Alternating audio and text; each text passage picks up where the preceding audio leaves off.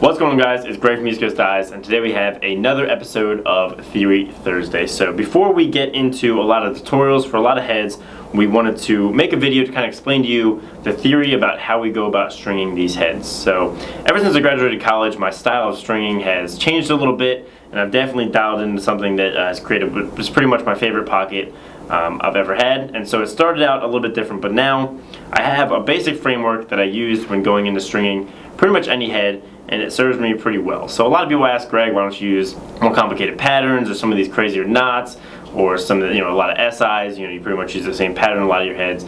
And this reason's twofold. Number one is I really like it simple. This is the way I like it done. It works really well for me. It's simple, it's easy to replicate, and it just works. It's plain, and it just functions well on the field. And number two is doing it this way with its simplicity is the easiest way to teach you guys to string sidewall patterns. You can learn much easier, and then from there you can take the basic knowledge, the building blocks that we've given you, and start to expand what you like to do and find out what works best for you. It might be a more complicated pattern, or it might be these simple patterns. So those are the two reasons that I use the simple patterns that I do. So starting up at the top, I always start with a 9-diamond top string. Symmetrical is easy and it just works with all my patterns. As a general rule, I drop down to the second sidewall hole on pretty much every head. Most are designed where the top sidewall hole is going to be too close to this outside top string hole. It's not going to distribute the diamonds evenly, and it's not going to pull it tight enough. So by pulling the sides down just one sidewall hole, you're going to be able to create a little bit of an arc in the mesh, which is great for creating a channel.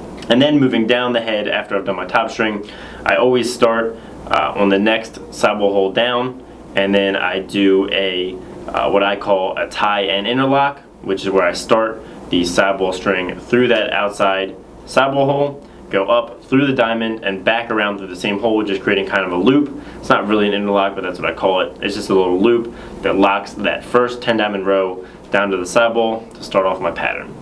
And then if I'm stringing a mid pocket, which is what I usually use, what this is, I use knots, including that one, for 4 diamonds down the sidewall. So that means I'm going to pull 1, 2, 3, and 4 mesh diamonds down tightly, down to just about the middle of the head, dead in the middle, with knots. So the first 3, I pull them down as tight as humanly possible. So you can see here I've skipped 1, 2 sidewall holes. That's going to pull that second mesh diamond down pretty much as tight as you can possibly pull it, which is great for pulling that mesh tight and creating a channel. And then the next one, I'm going to pull the third one down as tight as possible as well.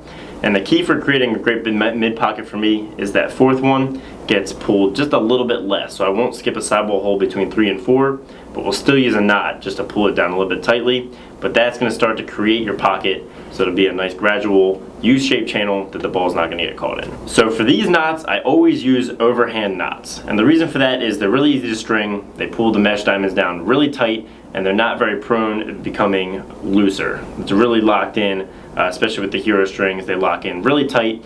And I have heads that I've been using for a year where these knots are just as tight as they were on day one. So that's why I really like overhand knots. They're simple to teach, and they just work well for this. So 4 knots down the side, pulling the mesh down tightly right to the middle of the head.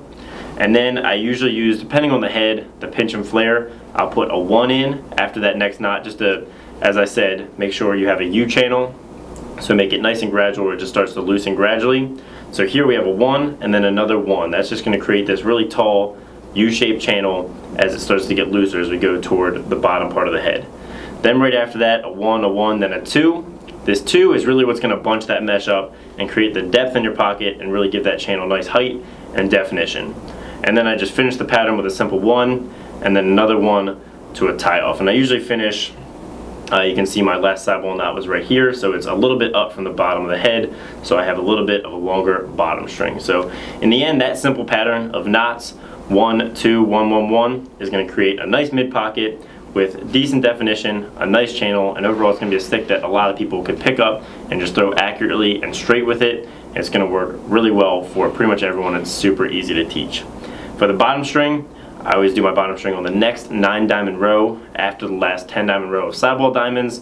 That's going to make sure that the pocket doesn't bag super low, but it's still going to give you a chance to have your pocket move a little bit, which is what I prefer and what I found that a lot of people are switching to. Pocket that you can create a one-handed and two-handed with, and it'll move a little bit, which creates a lot of feel in your pocket. So to summarize, the basic theory is knots at the top to pull the mesh down tightly, then a 1, a 1, a 2, and a 1 and a 1 to finish it out, loosening the mesh, bunching it, and then finishing out the pocket. It's very simple. It's a pattern you can apply to really any head. So this here is a Brian King with pretty much the same exact pattern, adjusted slightly for the sidewall holes. You can see this is actually a little bit wider through here, so it actually has the 4th diamond pulled down a little bit more. So usually I'll string pretty much the same pattern, see how it turned out, and then adjust it.